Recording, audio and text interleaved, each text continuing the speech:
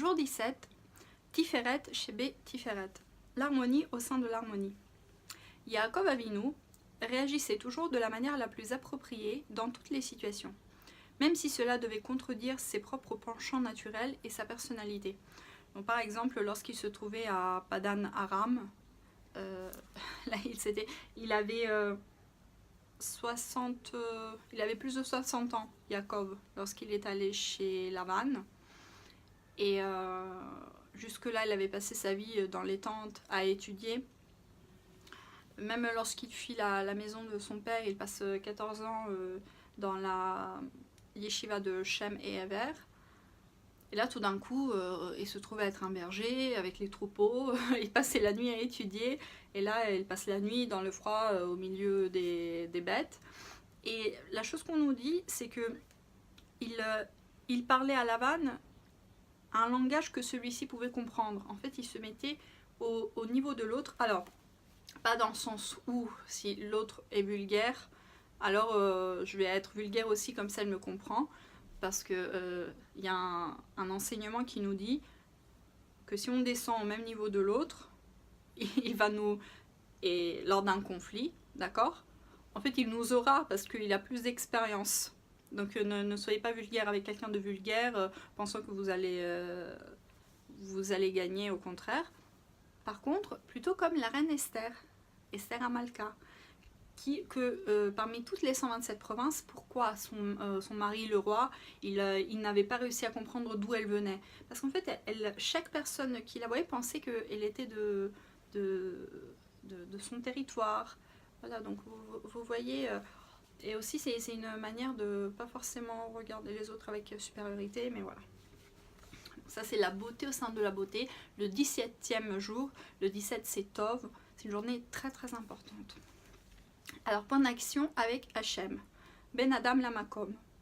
Les téphilines sont appelées PR, qui est la racine du mot Tiferet. Mettez-vous... Bon, ça c'est pour les garçons, il nous dit qu'il faut mettre les téphilines chez le roche, de bien vérifier que ça soit bien placé.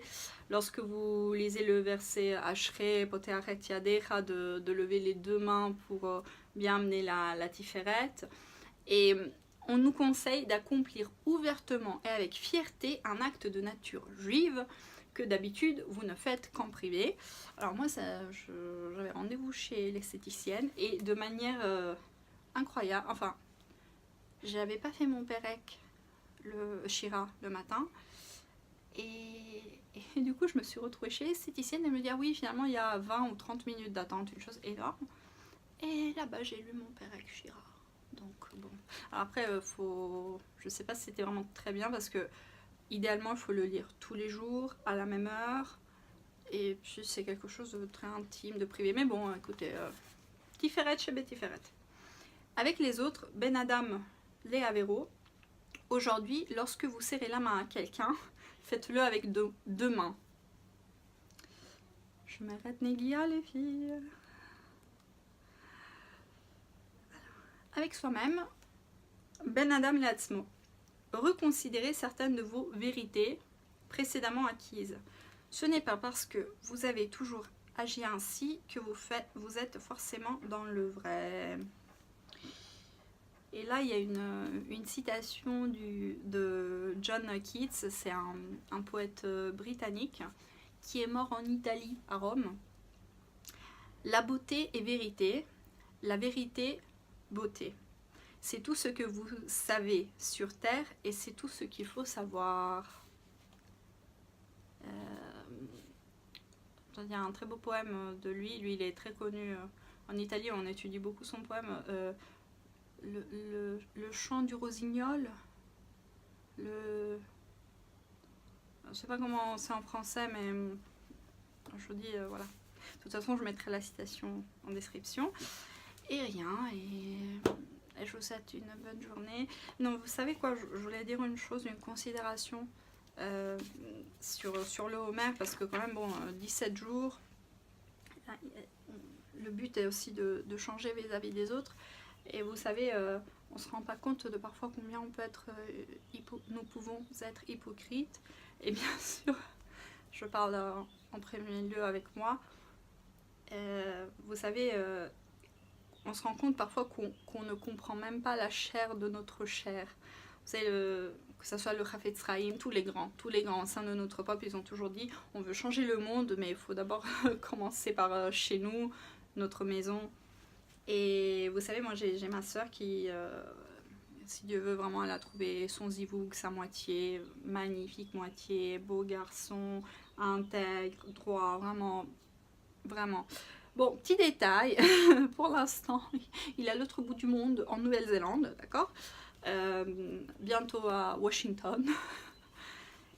Et en fait, ma soeur, elle n'a pas le passeport. Donc, nous sommes en train de faire la paperasse, mais vous savez, il faut des rendez-vous, tout ça, c'est très long. Donc, elle n'aura pas son passeport avant la mi-juillet.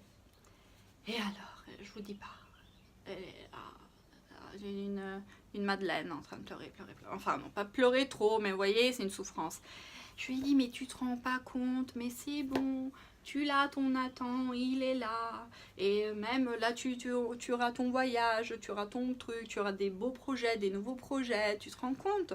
C'est ça l'important, c'est pas rien, Saint-Juillet, la vie, c'est quoi genre... Et en fait, je me suis dit...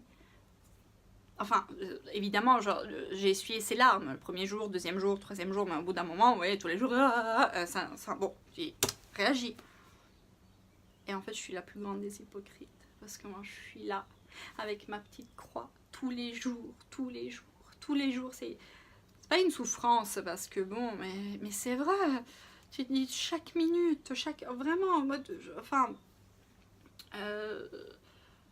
Là, il y a des gros changements, il y a des gros projets, mais c'est la même chose. Hachem me dit, mais tu te rends compte de ce que je suis en train de te donner, la table que je suis en train de te dresser, et toi t'es là, c'est pas tout de suite, c'est pas mal.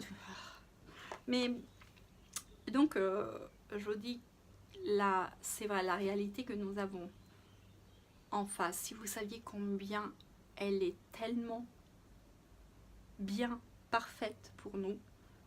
Il y a Akadosh Baruch Hu, en plus, il connaît nos pensées. Vous savez ça, il n'y a que Hachem qui sait. Et donc, voilà, c'est pour vous dire que, voilà, parfois,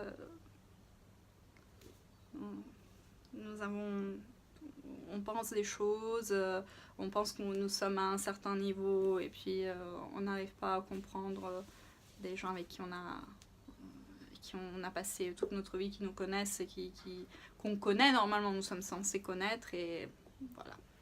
Donc j'espère que vous aussi vous aurez là une belle révélation ces jours-ci par rapport à où vous en êtes, et parce que le premier pas c'est reconnaître son niveau, comme ça après on peut évoluer. Très bonne journée.